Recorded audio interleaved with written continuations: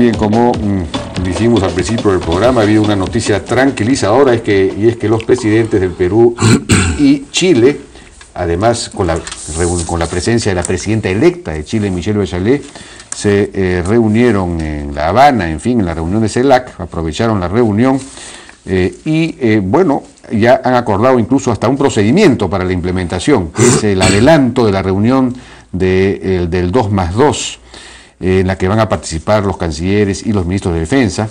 Adelantar esa reunión para que sea esa reunión, digamos, esa comisión la que fije los procedimientos. Me imagino que esa es la idea, de modo tal que esto de alguna manera relativiza estos pedidos que había de condicionamiento a la implementación del fallo en algunos sectores chilenos. Estamos con el embajador Eduardo Ponce para conversar de estos temas.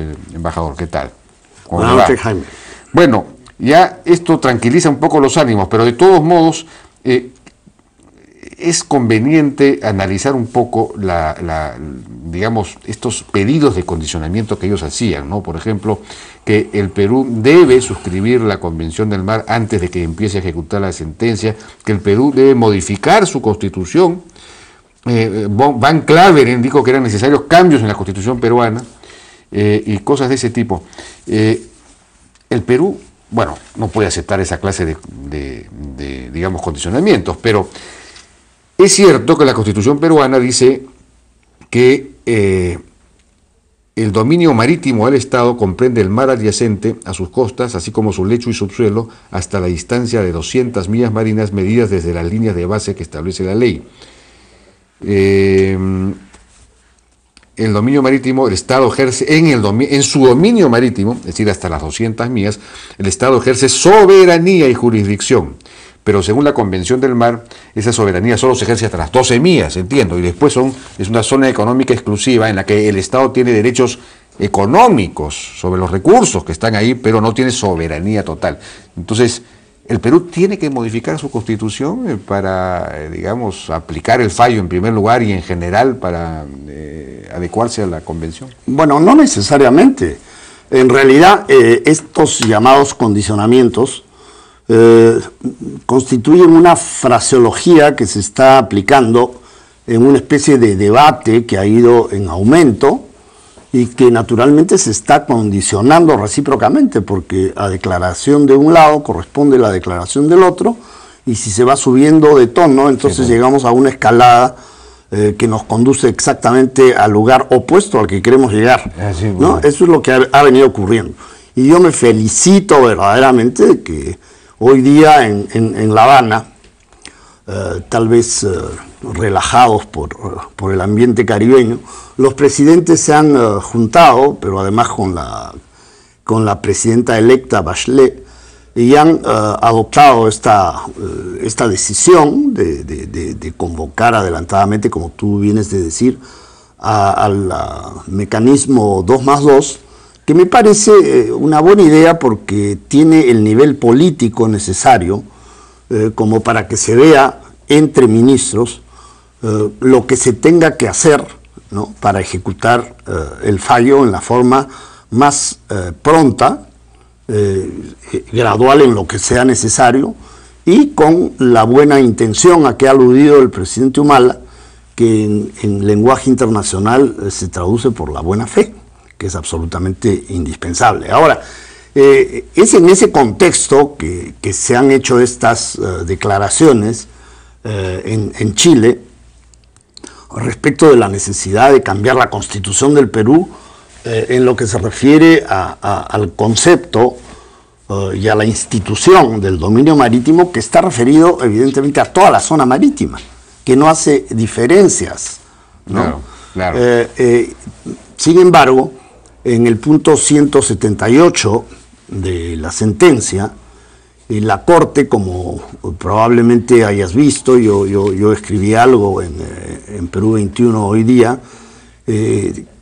traduciendo en realidad ese artículo de la sentencia, en el que la Corte afirma que la gente del Perú, en nombre del gobierno peruano, ha manifestado el compromiso, que es en realidad una reiteración, de que el Perú aplica la institución del dominio marítimo de conformidad con la Convención sobre el Derecho al Mar, ¿no? Entonces, el hecho de no ser partes en la Convención es una cosa muy pueril, ¿no? Y como todos sabemos aquí, lo que primó en el deseo de no adherir a la Convención, que es lo que cabe hacer en este momento, ya no se puede firmar, hay que adherir a la Convención, habría que adherir si esa es la decisión, es pues una decisión que ya cae por su propio peso, ¿no? Es una decisión que que en realidad ya tomamos porque estamos aplicando la Convención en la cual hemos basado nuestra demanda, invocando esa convención sobre... Sí, pues tendríamos que adherirnos, y como usted me dijo en la pausa, efectivamente, si nos adherimos a la convención, eso deroga automáticamente... Claro, porque los tratados tienen prevalencia sobre la Constitución. El artículo de la Constitución, derecho interno. En la parte que se opone a la convención. Porque, claro, la preocupación, ya entiendo la preocupación chilena, porque esto lo ha expresado el canciller Moreno, en el sentido de que debe asegurarse que las libertades de navegación y de aeronavegación, ¿no? Para las naves chilenas, en fin. Claro, si el Perú ejerce soberanía absoluta, no podría negar una libertad de navegación o de aeronavegación.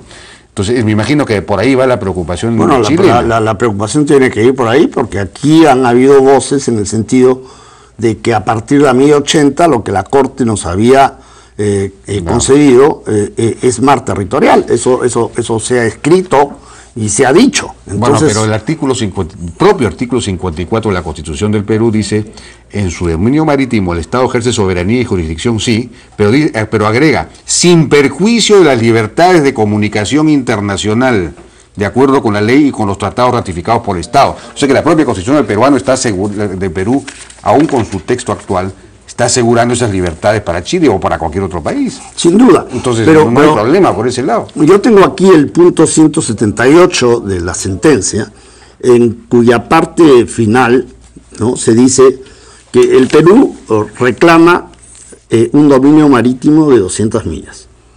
Y sigue.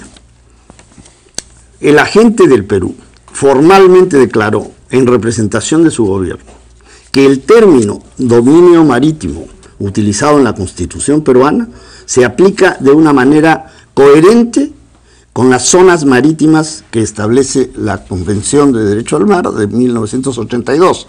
Entonces, sigue, y así termina, sí, claro, pero... La Corte toma nota de esta declaración que expresa un compromiso formal de parte del Perú. Entonces, yo creo que tenemos que ser consecuentes con lo que hemos planteado, ofrecido y con lo que hemos comprometido ante la Corte Internacional de Justicia y evidentemente frente al otro litigante que es Chile. Claro, sí, pues no. Además es un pedido que hace muchísimos años que se cae por su propio peso. Sin duda, el Perú tiene que adherir a esa Corte. Por su propia conveniencia, no porque nadie se lo pida. Claro, ¿no? Así es. Ahora, el otro tema es el asunto de el límite terrestre, en el cual particularmente el expresidente Eduardo Frei, que dicho sea de paso fue el que le vendió armas a Ecuador durante la guerra de Cenepa,